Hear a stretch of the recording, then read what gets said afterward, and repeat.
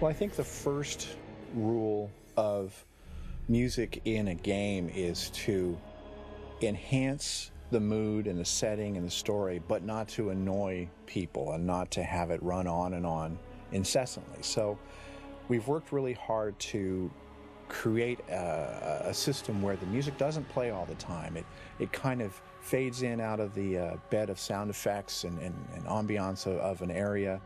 It's not going to grab your attention right away, and it's meant to sort of allow the player to form their own associations and their own relationship with the zone, the place, the experience.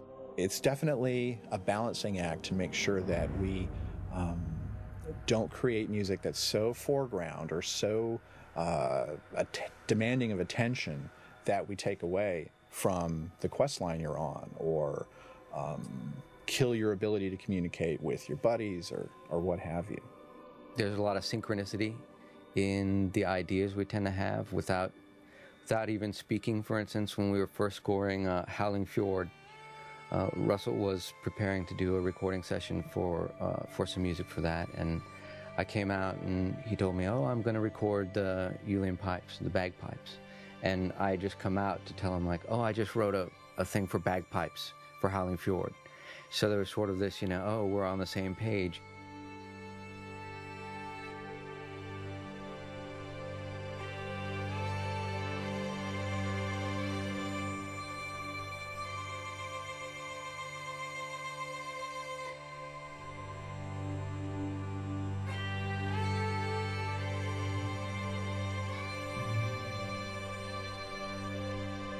Throughout in Dragonblight, in Borean Tundra, and many other places you find the Scourge, so you'll hear quite a bit of prepared piano. And that's where you often take the lid off the piano and play the strings directly with your fingers or with bits of wood, or you pluck them or you strike the strings.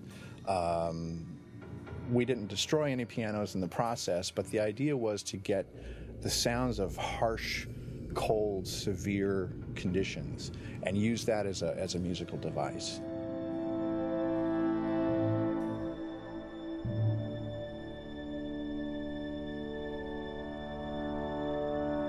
The concepts, the lore, the character, the races, that's always the primary mode of inspiration in the games. So whatever we can find out, whatever we can see, whatever we know about a particular area is completely crucial and influences just about everything. I always wind up visiting Evelyn and talking to her about what the backstory is for a given zone or a given race, because nothing in this game is in randomly. It all makes sense. And what's so cool is that there's always an answer, and it's usually pretty compelling, and somewhere in the thread of that story I will find something to hang my hat on musically.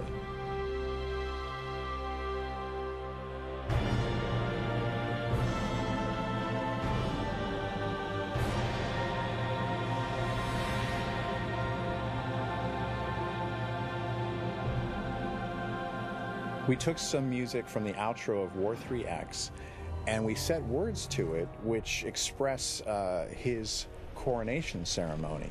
And we had it originally sung by a male tenor, and while we were recording it, we were watching the rough footage of the cinematic while it was going down. I think it hit three of us at once. What if a boy alto sang it and juxtaposed this kind of innocent voice singing about the coronation against these really strong visuals of Arthas after, a lot of bad stuff has happened.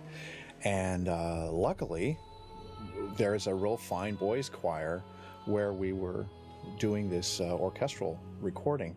And so the next day we were able to have a young man come in and record this part, and as it turned out, he didn't play video games, but he was excited nonetheless, and he had a good time, and we gave him an autographed copy of his score that he sang to, and he was a real pro. He walked in, spent about 15 minutes learning the part, and nailed it.